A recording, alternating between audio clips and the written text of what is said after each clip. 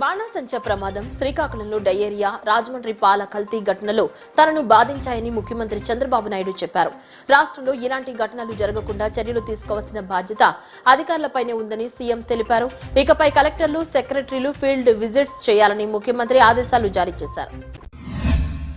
ఏలూరు ప్రభుత్వ ఆసుపత్రిలో వైద్యుల నిర్లక్ష్యంతో శిశువు మృతి చెందిన ఘటనపై రాష్ట్ర గృహ నిర్మాణ, సమాచార, పౌర సంబంధాల శాఖ మంత్రి కొలుసు పార్థసారథి తీవ్రంగా స్పందించారు. ఆసుపత్రిలో పేషెంట్ల పట్ల సిబ్బంది వ్యవహరిస్తున్న తీరు సంతృప్తికరంగా లేదని అసహనం వ్యక్తం చేశారు. గత వైసీపీ ప్రభుత్వంలో నగరాభివృద్ధి పరుగులు పెడితే కూటమి ప్రభుత్వం అధికారంలోకి వచ్చిన తర్వాత విజయవాడ నగరాభివృద్ధి కుంటుపడిందని విజయవాడ నగర మేయర్ రాయన భాగ్యలక్ష్మి విమర్శలు గుప్పించారు. కూటమి ప్రభుత్వం తీసుకొచ్చిన పురమిత్ర యాప్ వలన కార్పొరేషన్ నిధుల కొరత ఏర్పడిందని, తక్షణమే పురమిత్ర యాప్ ను రద్దు చేయాలని డిమాండ్ చేశారు. వైసీపీ ప్రభుత్వంలో ఏ అభివృద్ధి జరగలేదంటున్న టీడీపీ నేతలు బహిరంగ చర్చకు రావాలని సవాల్ విసిరారు. ప్రతిపక్షాల మధ్య వాడివేడిగా చర్చ జరిగింది. 42వ డివిజన్ వైసీపీ కార్పొరేటర్ బండి పుణ్యశీల పెన్షన్ల అంశాన్ని లేవనెత్తారు. అధికారంలోకి వస్తే 50 సంవత్సరాలకే పెన్షన్ ఇస్తామని ప్రజల్ని మోసం చేసిన ప్రభుత్వం తమది కాదన్నారు. ఇచ్చిన మాట ప్రకారం 3 సంవత్సరాల కాలంలో 3,000 రూపాయలను పెంచిన ఘనత తమ ప్రభుత్వానిదని చెప్పారు. గత 5 ఏళ్ల వైసీపీ పాలనలో నగరం దోమలమయమైందని, అభివృద్ధి శూన్యమని సిపిఎం ఫ్లోర్ లీడర్ బోయ సత్యబాబు విమర్శించారు. నగరానికి రావాల్సిన 1,200 కోట్ల గ్రాంట్లను విడుదల చేయడంలో ఇరు పార్టీలు విఫలమయ్యాయని, రోడ్లను ప్రైవేట్ వ్యక్తులకు అప్పగించే ప్రయత్నం చేస్తున్నారని మండిపడ్డారు. విజయవాడ నగరాన్ని అమ్మేసేందుకు సిద్ధపడుతున్న ఇటువంటి అవినీతి పరుల నుంచి నగరాన్ని కాపాడుకోవాలని ఆయన ప్రజలకు పిలుపునిచ్చారు.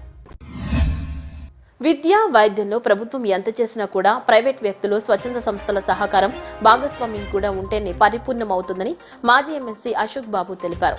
ప్రభుత్వ పాఠశాలలో చదివే విద్యార్థులకు రాష్ట్ర ప్రభుత్వం పుస్తకాలు, యూనిఫామ్స్ అన్ని ఇస్తోందని చెప్పారు. ఆడపిల్లలు స్కూల్కి వెళ్లడానికి సురక్ష సేవ తరపున సైకిళ్లు పంపిణీ చేయడం అభినందనీయమన్నారు. రేషన్ బియ్యం దోపిడీదారులంతా దేవినేని అవినాష్ అనుచరులేనని టీడీపీ మైనార్టీ సెల్ ఎన్టీఆర్ జిల్లా అధ్యక్షులు షేక్ కరీముల్లా, ఎస్ఎస్ఎల్ జిల్లా అధ్యక్షులు సొంగ సంజయ్ వర్మ, టీఎన్ఎస్ఎఫ్ జిల్లా ప్రధాన కార్యదర్శి పి చరణ్ సాయి యాదవ్ స్పష్టం చేశారు. జగన్ పేటీఎం బ్యాచ్ అధ్యక్షుడు దేవినేని అవినాష్ కన్ఫ్యూజన్ కు కేర్ ఆఫ్ అడ్రస్ గా మారారని వారు ధ్వజమెత్తారు. నాణ్యత, మన్నికకు ప్రాధాన్యత ఇస్తూ అభివృద్ధి పనులు పూర్తి చేయాలని గుడివాడ ఎమ్మెల్యే వెనిగండ్ల రాము అన్నారు. అభివృద్ధి పనులకు ఆక్రమణలు అడ్డు వస్తే తొలగించాలని అధికారులకు ఆయన ఆదేశించారు. ఎన్టీఆర్ జిల్లా వ్యాప్తంగా కూటమి ప్రజా ప్రతినిధుల ఆధ్వర్యంలో రేషన్ మాఫియా జరుగుతుందని, దేవినేని అవినాష్ చేస్తున్న ఆరోపణలు పూర్తిగా నిరాధారమని సెంట్రల్ నియోజకవర్గ తెలుగు యువత అధ్యక్షుడు బెజ్జన్ జైపాల్ విమర్శించారు.